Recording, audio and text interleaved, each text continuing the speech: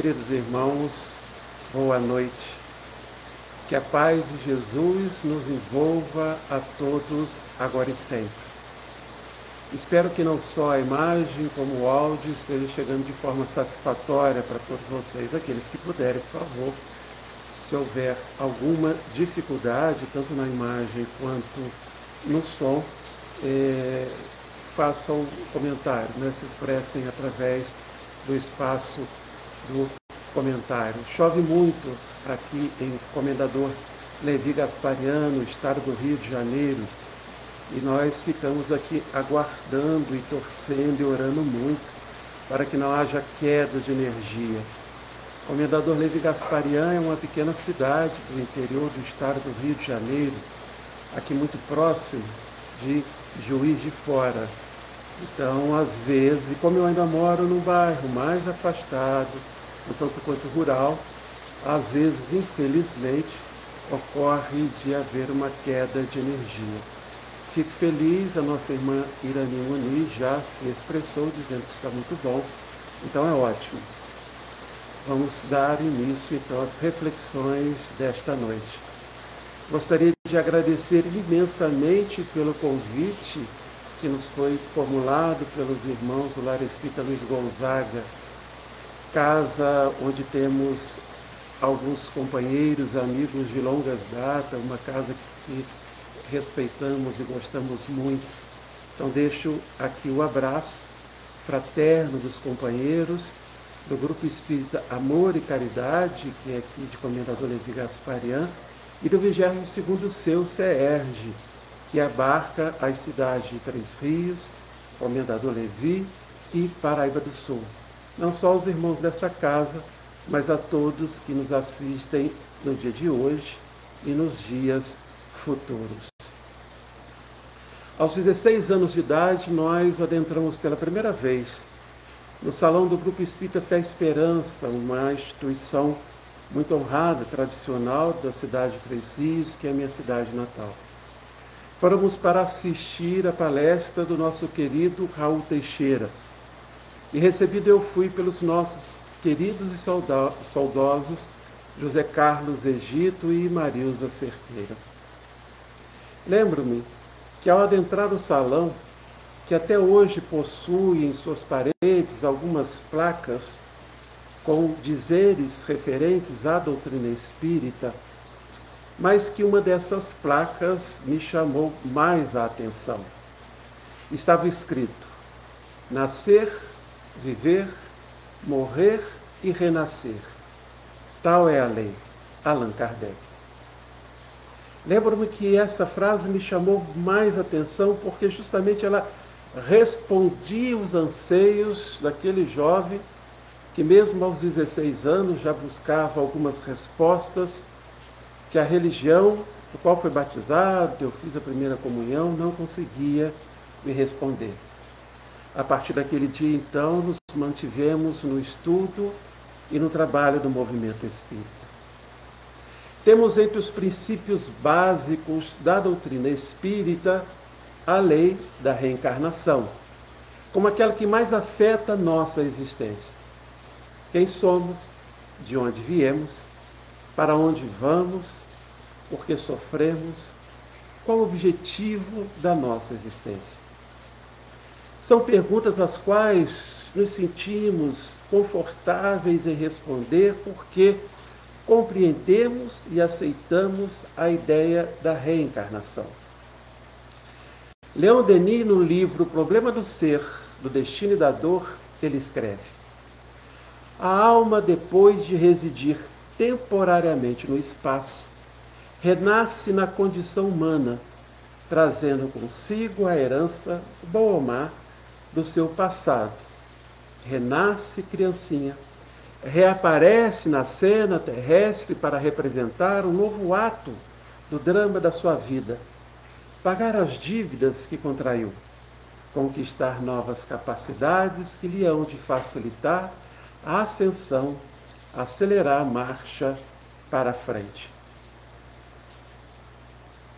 Aliás, eu gostaria de abrir aqui um parênteses para dizer que todas as citações que nós estivermos usando na reflexão desta noite quando citarmos Leon Denis, são citações retiradas desse seu livro, do ser, do destino e da dor. Muito bem.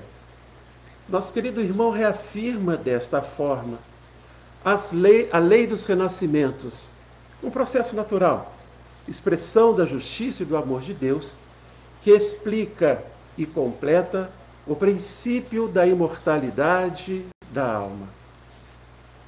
E por ser processo, a reencarnação divide-se em algumas etapas, que são estudadas por Kardec em todas as obras da codificação, mas principalmente no Livro dos Espíritos, na sua segunda parte, que é do mundo espírita ou o mundo dos espíritos. Mas para renascer, meus irmãos, é preciso antes morrer. E estudando nas obras da codificação e principalmente as obras de André Luiz, nós veremos que nascer é muito mais complexo do que morrer. Mas nós, mesmo nós espíritas, ainda tememos a morte. Nesta noite, a nossa proposta para reflexão é de analisarmos as 4 fases do desencarne, conforme apresenta Elizabeth Kübler-Ross, e vamos analisar essas 4 fases que ela propõe à luz dos postulados espíritas. Elizabeth Kübler-Ross foi uma médica psiquiatra suíça, radicada nos Estados Unidos, desencarnada no início desse século. Ela nasceu na década de 30 do século passado. E que durante muitos anos ela atuou na área de tanatologia. A tanatologia, meus irmãos, é a teoria ou estudo científico sobre a morte, suas causas e fenômenos a ela relacionados. Seus estudos sobre a morte e morrer decorreram principalmente da sua atuação junto aos pacientes terminais, aqueles já enganados pela medicina, ajudando-os na aceitação e compreensão da sua morte iminente. Mas mais do que isso, Ross teve uma atuação muito importante através de seminários, e nesses seminários ela tinha sempre a presença de um desses seus pacientes para que eles pudessem apresentar as suas experiências, os seus sentimentos, as suas emoções diante da realidade da aproximação da morte. E nesses seminários, ela preparava alunos de medicina, de enfermagem, médicos já formados, enfermeiras, pastores e padres, aqueles que lidam com o luto, e familiares, com o objetivo de ajudá-los a superar uma cultura presente ainda hoje, aquela que trata a morte, meus irmãos e minhas irmãs, como um tabu. Ross desafiou o senso comum daquela época ao debater e expor a etapa final da existência, mas ajudou muitos a lidar com os aspectos mais dolorosos da vida, da morte e da transição de uma fase para outra. Ela, num determinado momento da sua vida, ela traz uma afirmativa muito interessante que tem um embasamento, né, que tem a sustentação também no conhecimento espírita. Ela escreveu: sempre digo que a morte pode ser uma das maiores experiências que se pode ter. Se você vive bem cada dia da sua vida, não tem o que temer. O seu livro mais conhecido é o Sobre a Morte e o Morrer, onde apresenta os 5 estágios vividos pelos doentes terminais.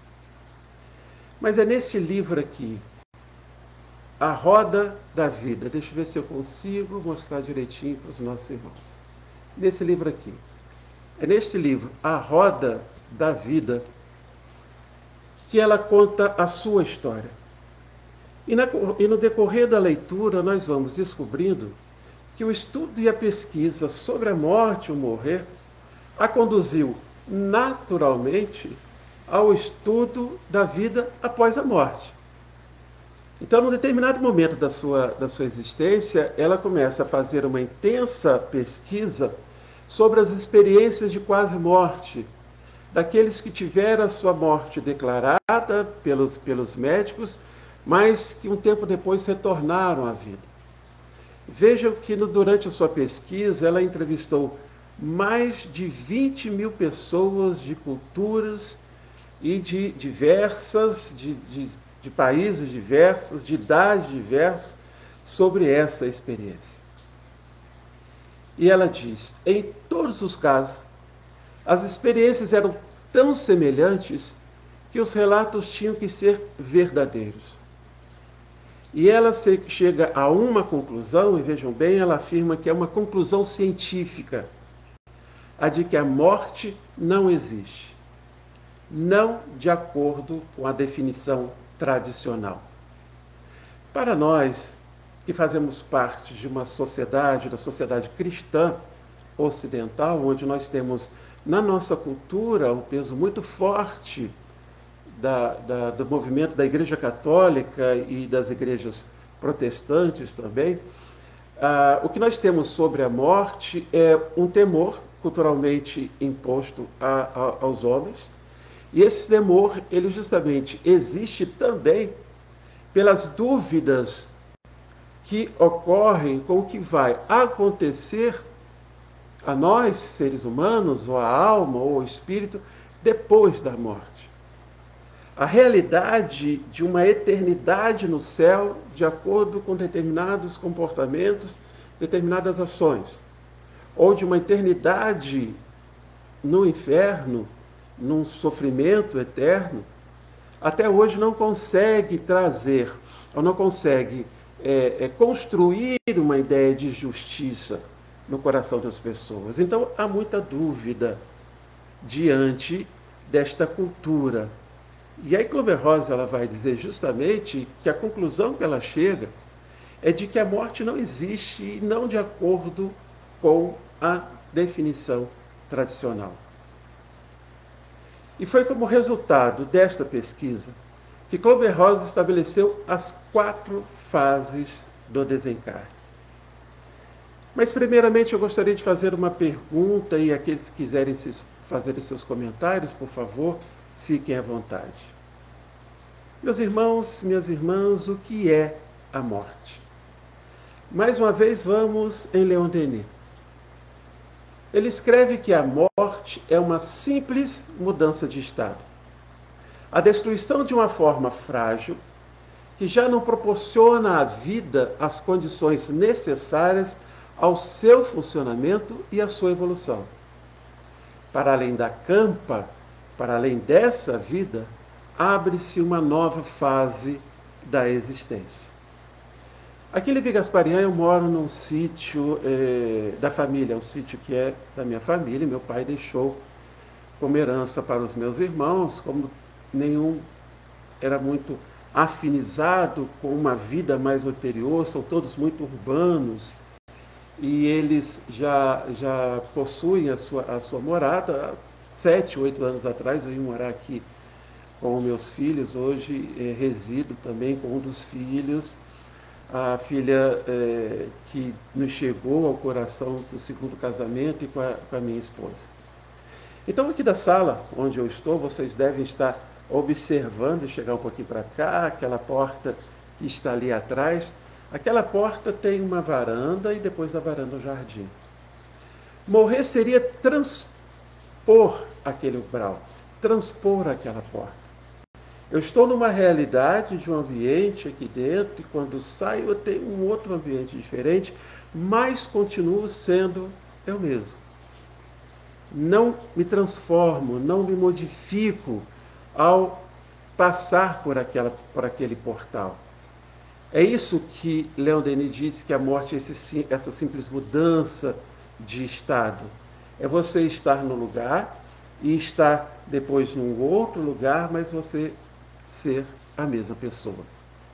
Então, apesar de ser uma realidade presente à própria vida, aliás, já dizem que a única certeza que temos ao nascer é de que iremos morrer um dia, mas apesar disso ainda é forte na nossa sociedade cristã ocidental a cultura do temor da morte. Uma cultura do temor da morte que se constrói ou se construiu diante de um enaltecimento da vida, mais de uma vida valorada no consumo, na beleza física, na plenitude da saúde, que é vinculado sempre à juventude. Uma vida valorada desta forma, muito mais voltada às questões materiais, e que por isso mesmo esconde a dor, esconde a velhice, porque a velhice é um sinal da proximidade da morte, como se não desencarnássemos mais novos. E por fim, nós temos uma cultura que afasta totalmente a morte, como se ela não fizesse parte da nossa realidade. É a morte, então, um tema proibido na nossa sociedade. E é por isso que, como nos diz também Leon Denis, para a maior parte dos homens a morte continua a ser o grande mistério, o sombrio problema que ninguém ousa olhar para a frente. E apesar de ser uma realidade, como nós falamos agora, presente em nossas vidas desde o momento que nós renascemos, nascer, viver, morrer e renascer. Então a morte é uma experiência que nós já realizamos em diversas oportunidades. Apesar dessa consciência, a grande maioria das pessoas teme a morte. E mesmo entre nós espíritas, conhecedores da proposta dos espíritos, das verdades vinculadas nas obras da codificação e nas obras de apoio que nós temos, né, ao movimento espírita, nós ainda fazemos parte daqueles que tememos a morte. Meus irmãos, minhas irmãs, em toda a natureza existe a morte.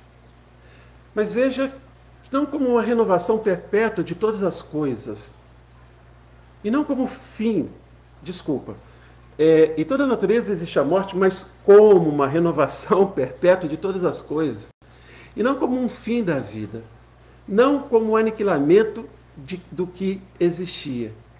Então veja, a própria natureza ela já mostra que a morte não é o aniquilamento de nada, é a renovação, é a continuidade, é a mudança de uma realidade para outra realidade.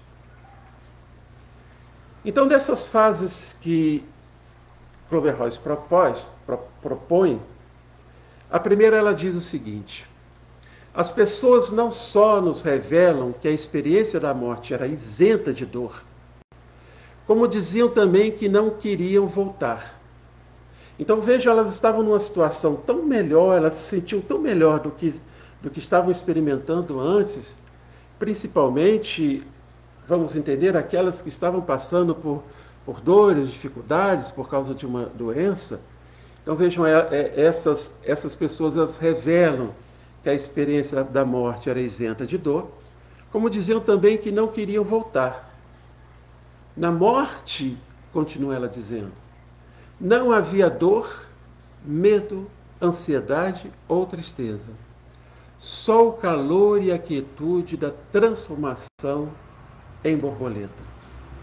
Essa imagem da transformação da borboleta é muito interessante, que nós a utilizamos também na nossa escola de evangelização, mas ela é um exemplo muito interessante do que realmente seja a morte. Porque quando a borboleta deixa de ser larva e ela passa o tempo no casulo, a partir do momento em que ela rompe o casulo, ela é aquela mesma larva.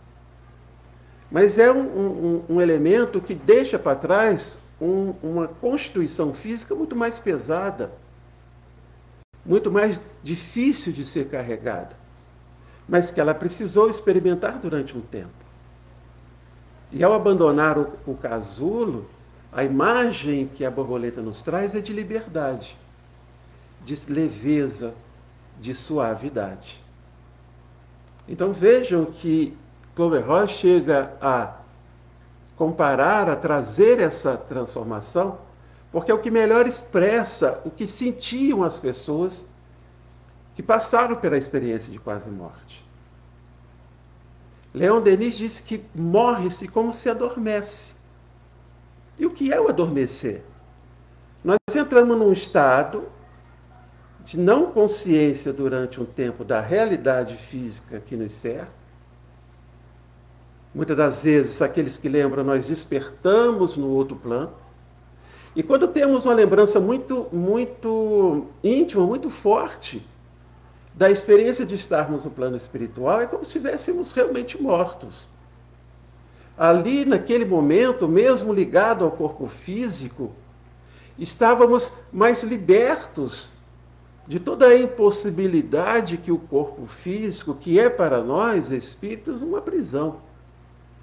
Porque cerceia certas capacidades que nós trazemos. Na questão 154 do Livro dos Espíritos, Kardec faz a seguinte pergunta: é dolorosa a separação da alma do corpo? E os Espíritos dizem: não. O corpo quase sofre mais durante a vida do que no momento da morte. A alma, nenhuma parte toma nisso.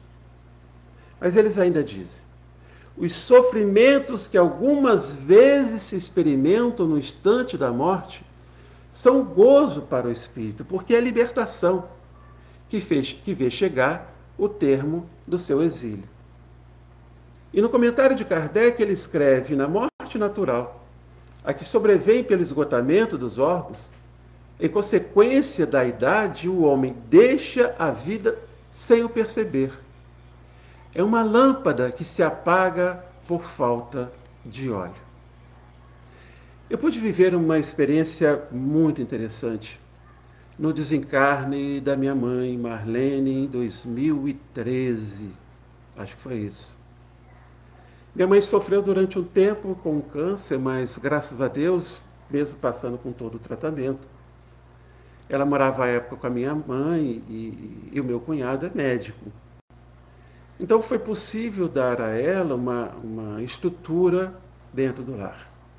Ela não diferente do meu pai, que teve uma AVC, ficou com sequelas no segundo AVC, ele foi internado no hospital, na UTI de um hospital Monte Sinai, aqui em Juiz de Fora, e lá ele veio sozinho a falecer.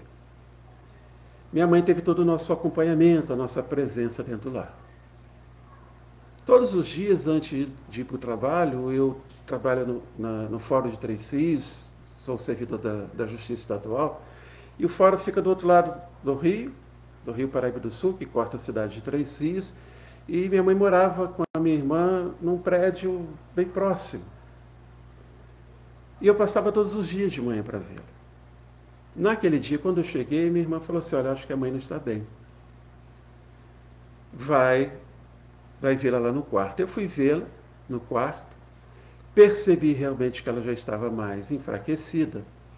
Minha irmã chegou e falou: ó, liga para os nossos irmãos, nós somos em 4, porque a mãe vai desencarnar. E aí minha mãe Marlene me deu uma experiência das mais difíceis, mas da mais amorosa. Pois justamente como disse Kardec, eu percebi que ela foi se apagando como uma chama. Ela não demonstrou pela face nenhuma dor, muito pelo contrário. Com uma calma, uma tranquilidade. E assim Marlene rompeu também o casulo e com certeza alçou voos maiores, liberta como uma borboleta. Eu brinco até hoje com os meus irmãos e digo: tá vendo, Marlene nem amava mais. Ela esperou eu chegar para poder desencarnar. E aí eu percebi como Kardec, nessa afirmativa, os espíritos falam, é verdade. Além dessa realidade de não haver dor na separação da alma e do corpo, na grande maioria das vezes, Kübler-Ross também afirmou que existe para todos aqueles que retornaram, eles demonstraram que existe uma consciência e registro do que está ocorrendo. E principalmente, o que é muito interessante, às vezes nós não pensamos nisso, uma sensação de integridade, ou seja, aquele que era cego volta a ver, aquele que era paralítico volta a andar. É lógico, porque o limite na cegueira ou da paralisia não é do espírito, é do corpo físico. E eles têm o registro, eles registravam, eles tinham consciência de tudo o que estavam experimentando naquele momento. E aí nós vamos nas questões 149, 150 e 163 do Livro dos Espíritos, onde essas duas afirmativas da Klauber-Ross são referendadas pela doutrina espírita. Por que nós temos consciência? Porque conforme está na 149, onde Kardec pergunta o que sucede à alma no instante da morte, os espíritos são claros, volta a ser espírito, isto é, volta ao mundo dos espíritos, de onde se apartara momentaneamente. E na 150, a alma após a morte conserva sua individualidade? E a resposta é sim, jamais a perde. Que seria ela se não a conservasse? E é justamente por manter essa realidade, manter a sua individualidade, a sua consciência, é que quando nós encarnamos, nós mantemos o registro do que está acontecendo. Na nossa realidade, enquanto espíritos eternos, nada muda com o processo do desencarne. É apenas, como demos no exemplo anterior, nós atravessamos aquela porta que está ali atrás. Saímos da realidade da sala, onde nós estamos, e vamos para outra realidade. Mas somos nós. A única diferença é que não trazemos, não levamos esta vestimenta que nós estamos usando aqui nesse plano material. Mas a 163 fala uma coisa muito interessante. Kardec pergunta: a alma tem consciência de si mesma imediatamente depois de deixar o corpo? Diz que imediatamente não é bem o termo. A alma passa algum tempo em estado de perturbação. E aí que está o detalhe. Essa perturbação ela é mais longa ou menos longa, e ela não significa dor no processo de desencarne. Kardec fala os espíritos falam em perturbação após o desencarne, nos instantes iniciais após o desencarne. E essa perturbação ela está intimamente vinculada com o nosso estado de consciência, ou seja, com a forma que nós adentramos a espiritualidade. Como verdadeiramente nós retornamos à pátria espiritual. Essa perturbação pode ser mais longa, essa perturbação pode ser menor. Mesmo nesse estado de perturbação, na grande maioria das vezes, nós temos consciência do que está nos ocorrendo. Alguns indivíduos chegam de uma forma, de uma consciência perturbada ao ponto de levar algum tempo para se perceber desencarnado, nós sabemos disso. Mas vejam, volto a dizer para os nossos irmãos, que essa perturbação ela não está vinculada ao processo do morrer.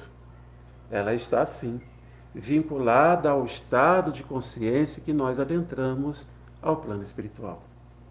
Aqui em Três Rios, não sei se aí, Governador Portela, Miguel Pereira, Pati de Alferes e outras cidades, enfim, existe um hábito, né? Nós temos aqui aqueles carros de som que anunciam quando uma pessoa veio a falecer. E mais do que isso, tempos depois, normalmente 7 dias depois, o carro de som passa anunciando uma missa de 7º dia. E é interessante que, ao anunciar, eles dizem o seguinte: missa de 7º dia em favor da bondosa alma. E é muito engraçado, né? Porque de acordo com esse marketing, com essa divulgação, basta morrer que nós viramos uma bondosa alma. E se formos realmente uma bondosa alma, ficava sempre me perguntando o porquê da missa, então. Porque se eu for uma bondosa alma, eu estou no céu. Se estou no céu, não tenho necessidade de uma missa, de oração. No purgatório, sim, porque o purgatório é aquele meio termo, né? É intermediário ali, com chances da gente conseguir o céu. Mas esse carro, até hoje, continua passando e informando a missa para a bondosa alma. Leon Denis também sobre essa questão da perturbação. Depois de certo tempo de perturbação, tornamos a encontrar-nos, além do túmulo, na plenitude das nossas faculdades e da nossa consciência, junto dos seres amados que compartilharam as horas tristes ou alegres da nossa existência terrestre. É importante, meus irmãos, que quando nós temos essa informação da Glover-Ross, nessa primeira fase, de lembrar que a pesquisa dela ela gira em torno daqueles que tiveram uma experiência de quase morte e não relacionado à vivência daqueles que permaneceram vivos até depois da morte. Conhecimento esse que a doutrina espírita nos permite abarcar. Por isso a questão da perturbação que os espíritos nos apresentam e que esses que fizeram parte da pesquisa e que rapidamente retornaram, não experimentaram. Eles experimentaram a consciência do que estava acontecendo, uma outras realidades que ela define nas fases seguintes, mas nenhum relata esse período de perturbação, que vai ser realmente experimentado para aqueles que continuaram vivos após a morte e não retornaram. Denis nos diz que os sofrimentos são tanto mais vivos, quanto mais numerosos e fortes são os laços que unem a alma do corpo. Tudo o que os pode diminuir, enfraquecer, tornará a separação mais rápida, a transição menos dolorosa. Então vejam, quanto mais afastarmos estivermos dos prazeres materiais, daquilo que nos faz ficar mais apegado ao corpo, mais fácil será a transição e menos perturbação, me desculpem, nós estaremos vivenciando. Se a morte é quase sempre isenta de sofrimento para aquele cuja vida nobre e bela foi nobre e bela, continua ele dizendo, não sucede o mesmo com os sensuais, os violentos, os criminosos, os suicidas. Uma vez transposta a passagem, uma espécie de perturbação, de entorpecimento, invade a maior parte das almas que não souberam preparar-se para a partida. Então vejam, volto a reafirmar aos meus irmãos que o processo em si da morte não tem dor. O que nós vamos experimentar é uma perturbação vinculada ao que fizemos, às escolhas que fizemos na nossa existência. Nesse estado, quer dizer, vou retornar, uma vez transposta a passagem, uma espécie de perturbação, de entorpecimento invade a maior parte das almas que não souberam preparar-se para a partida. Nesse estado, as suas faculdades ficam veladas, as suas percepções mal se exercem através de um nevoeiro mais ou menos denso, mas eles têm consciência da sua individualidade. A duração da perturbação varia segundo a natureza e o valor moral delas. Pode ser muito prolongada para as mais atrasadas, se chegar a anos até. Depois, pouco a pouco, vai se dissipando o nevoeiro. As percepções ganham maior nitidez. O espírito readquire a lucidez e desperta para a nova vida, a vida no espaço. Então vejam que Leon Denis deixa muito claro aquilo que os postulados espíritas, nas obras da codificação, já nos apresentam. O processo da morte, a morte em si, não nos traz nenhuma desarmonia. As perturbações, se elas serão maiores, mais longas, demandarão mais tempo para o nosso reequilíbrio, vão estar vinculadas às nossas ações nessa existência. E aí é muito clara a lei de causa e efeito. Não é uma injustiça de Deus. Não é Deus determinando estados de dor e de sofrimento após a morte por sua manifestação individual e própria. Não é a ira de Deus tão lembrada nesses tempos agora, infelizmente, de pandemia. Mas nada mais é do que as consequências das nossas ações ou aquilo que estará refletindo a nossa consciência, os nossos sentimentos. Se experimentamos vibrar nessa existência física o amor, o afastar dos prazeres materiais, a fraternidade, a humildade, construímos em torno de nós uma consciência mais harmonizada com as leis de Deus. Consequentemente, nós não viveremos um estado prolongado de perturbação. Isso fica muito claro. Há um exemplo belíssimo desse estado de perturbação, e eu acho que o tempo nos permite aqui sim de trazê-lo. Aqueles que não leram ainda, eu sugiro a leitura porque é muito interessante, do capítulo 16 do livro Os Mensageiros de André Luiz. André Luiz deixa o nosso lar, como em outros livros ele vai descrevendo, faz então a sua viagem até a crosta terrestre. E nessa viagem eles param num posto de socorro intermediário entre o nosso lar e aqui o nosso planeta. O posto de socorro Campo da Paz. E em determinado momento, visitando aquela estrutura, ele chega a uma imensa enfermaria. Ele diz, vejam bem, que ela devia medir de comprimento mais ou menos uns 3 quilômetros. E ele tem a impressão de haver penetrado um cemitério escuro, porque não havia muita luz. Havia muitas macas muito próximas ao chão e quase 2.000 pessoas deitadas, 2.000 espíritos, pessoas deitadas nessa maca. E ele tem a impressão de estar entrando no cemitério escuro, onde os visitantes fossem obrigados a guardar todo o respeito aos mortos. E o que eram aqueles espíritos?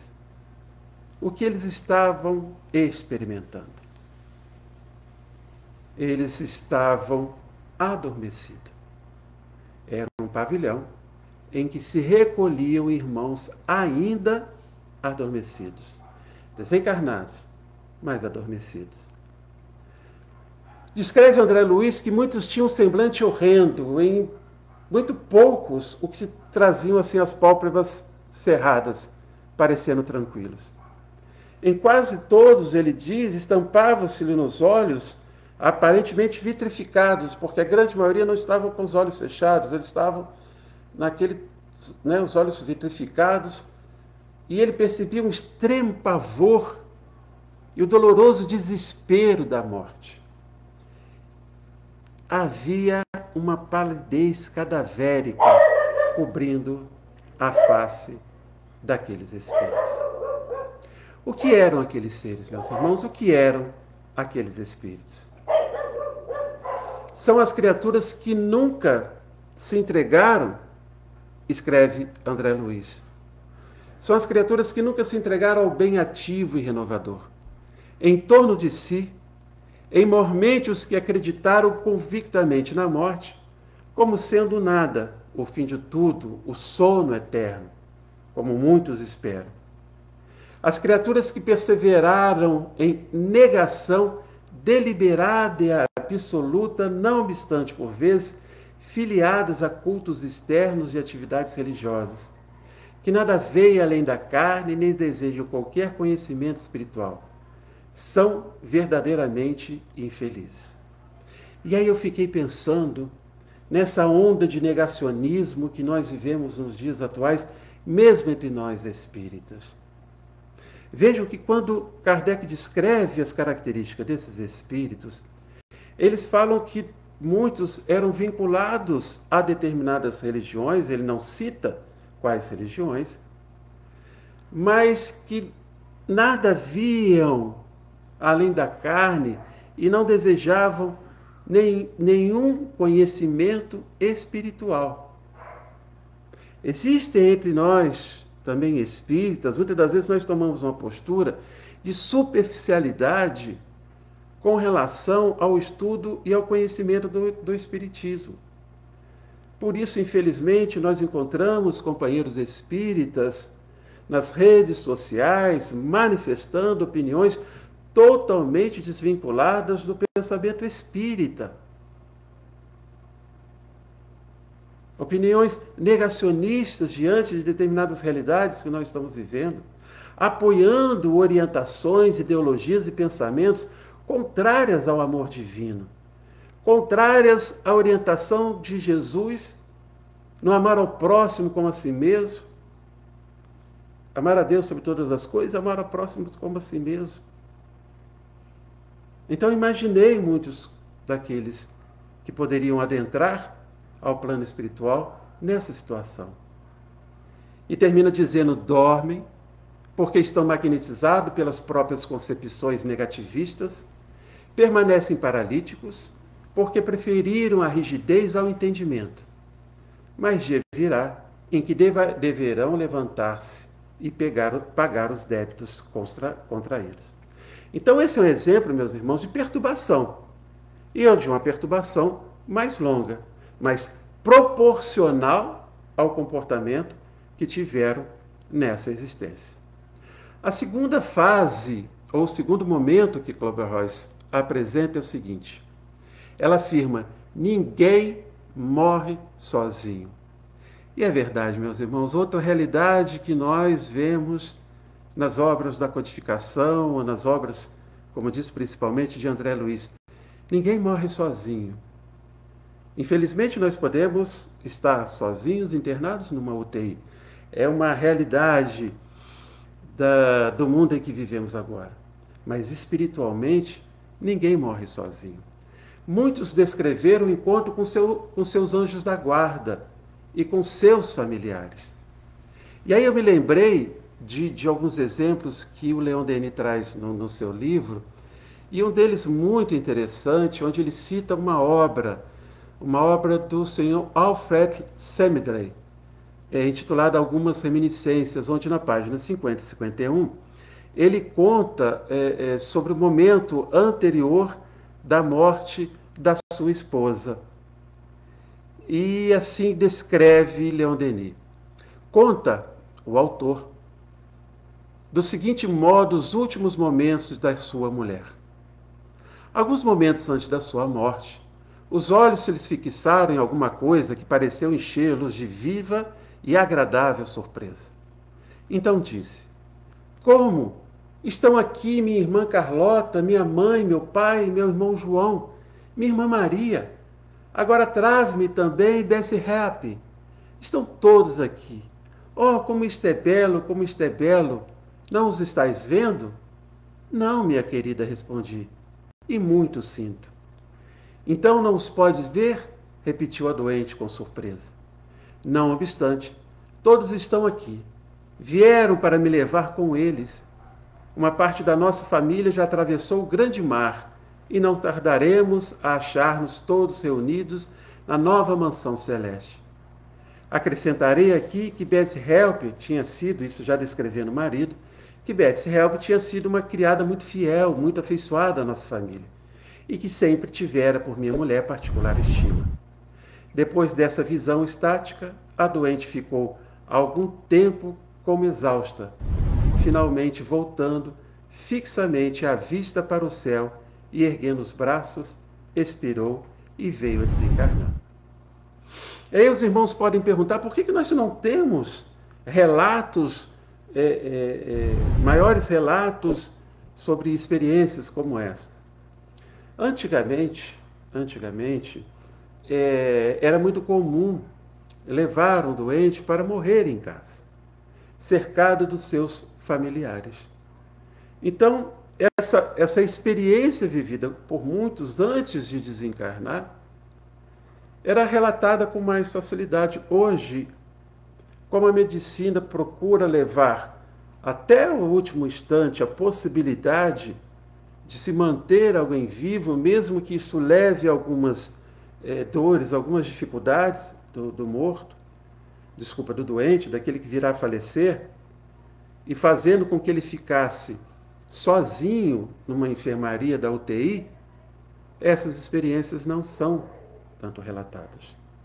Mas são muitas histórias que obras espíritas ou não espíritas relatam da presença dos amigos, daqueles que já desencarnaram.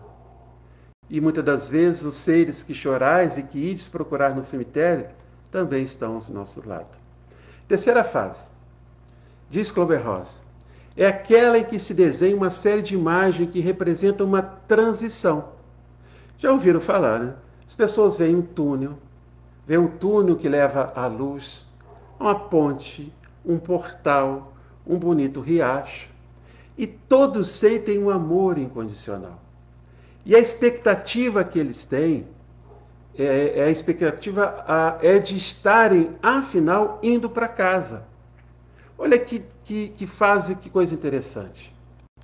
Primeiro, quando ela diz do túnel, da ponte, nós vamos ver que representa essa transição que nós já afirmamos aqui, que é o que ocorre com a morte. É atravessar um túnel, atravessar uma ponte, atravessar um portal. E essa realidade é experimentada porque nós estamos em planos diferenciados, planos vibracionais diferenciados. Então, quando ainda nos percebemos desencarnados, mas muito mais próximo ao plano físico, atravessar para um outro plano vibracional é como atravessar uma ponte ou um túnel. E como nós já morremos outras vezes, meus irmãos e minhas irmãs, e como nós já vivemos essa experiência outras vezes, e como dizem os espíritos, que a verdadeira vida é no plano espiritual, a sensação é de estar voltando para casa. A sensação é de estar voltando àquela que é verdadeiramente a nossa realidade. Isso deve ser muito bom. A última e a quarta fase, ela escreve: nesse estágio, as pessoas passavam por uma revisão de suas vidas, um processo no qual se viam diante da totalidade de suas vidas. Repassavam cada ação. Klober-Ross definiu isso, ela interpretou isso como a experiência do céu e do inferno. Não sei os nossos irmãos, mas na minha época de juventude, na mocidade, dos primeiros estudos, quando alguém tratava sobre essa temática, dizia o seguinte: olha, logo depois que você morre, você vê tudo que você fez na vida como se fosse num filme. E eu ficava pensando, mas por quê? E como é que esse filme se realiza?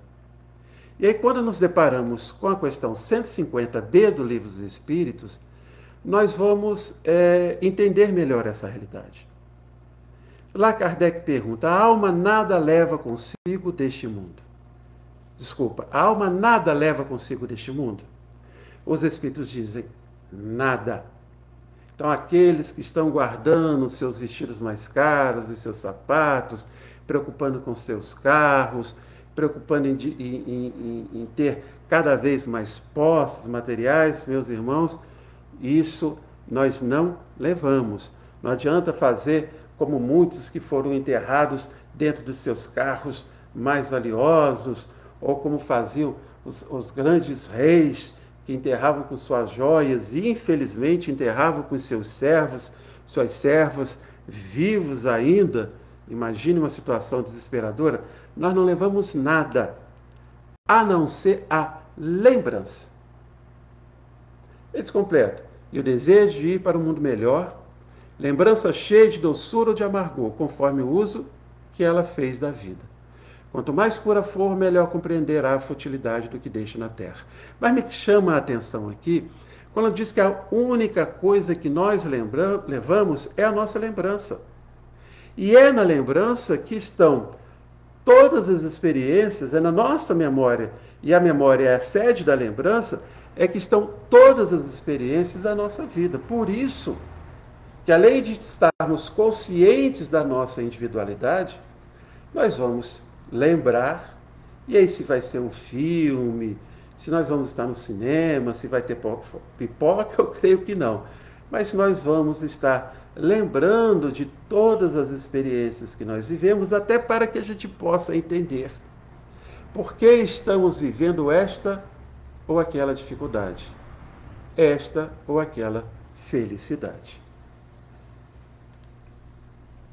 Leon Denis nos escreve que, além da campa, um único juiz, O único algoz que temos é a nossa própria consciência.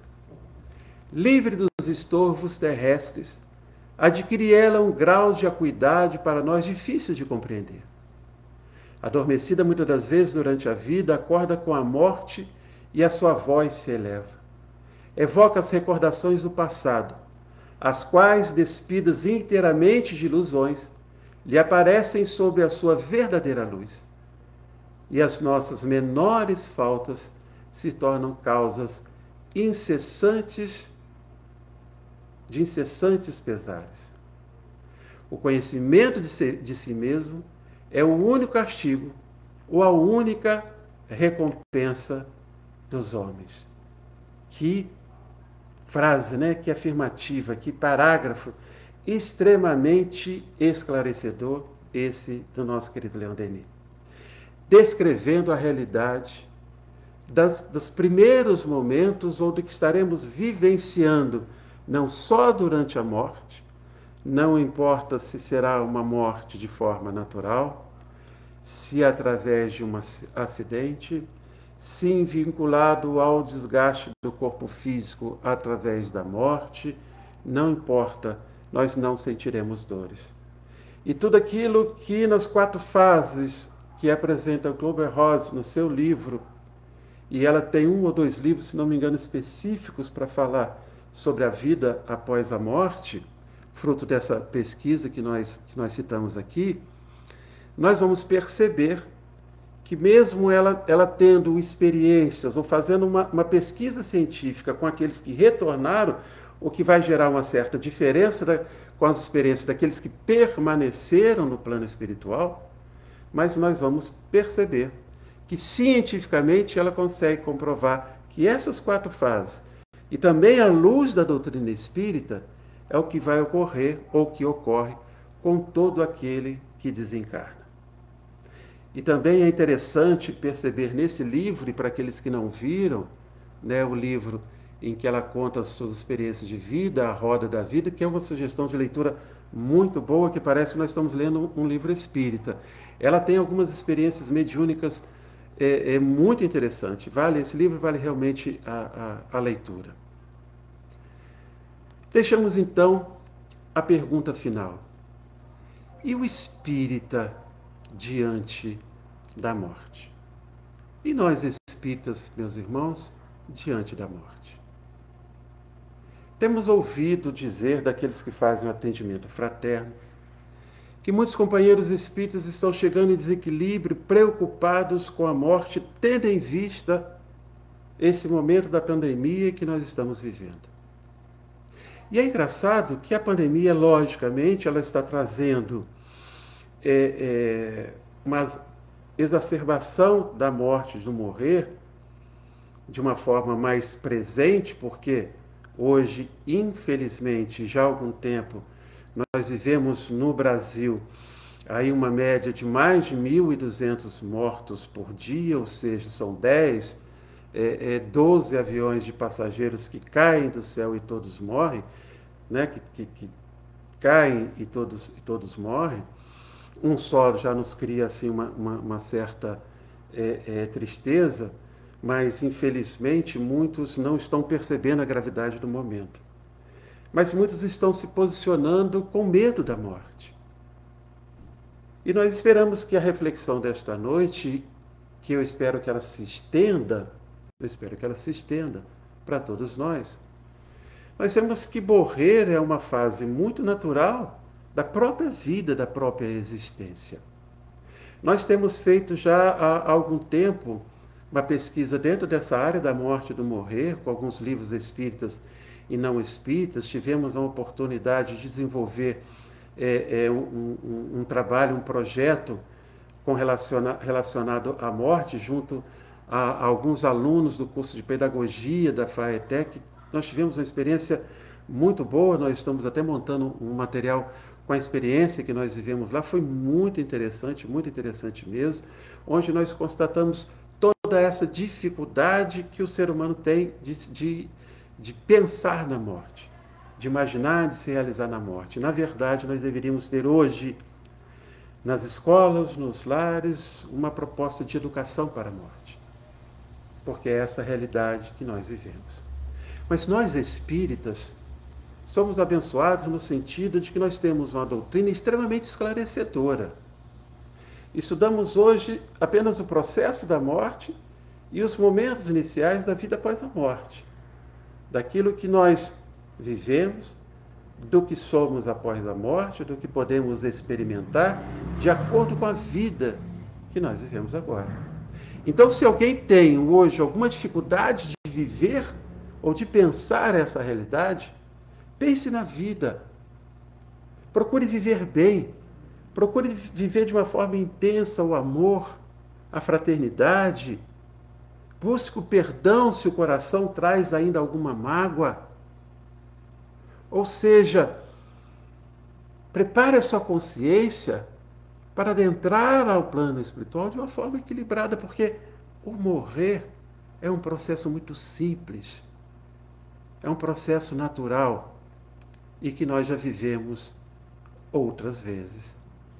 A maneira pela qual cada um sabe morrer é já, por si mesmo, uma indicação do que para cada um de nós será a vida no plano espiritual. E para encerrar, agradecendo a paciência e o carinho de todos, nós temos um trecho que está na página inicial desse livro da Klober-Ross, onde está escrito o seguinte: quando acabamos de fazer tudo o que viemos fazer aqui na Terra, podemos sair de nosso corpo que aprisiona nossa alma, assim como um casulo aprisiona a futura borboleta. E na hora certa, podemos deixá-lo para trás e não sentimos mais dor, nem medo, nem preocupações. Estamos livres como uma linda borboleta voltando para casa, para Deus. Essa foi uma carta escrita por uma criança com câncer. Que Deus nos abençoe a todos, meus irmãos, que os nossos lares recebam agora muita paz, muitas vibrações de luz e que Deus nos abençoe a todos. Muito obrigado pela oportunidade, pelo carinho e pela paciência. Que assim seja.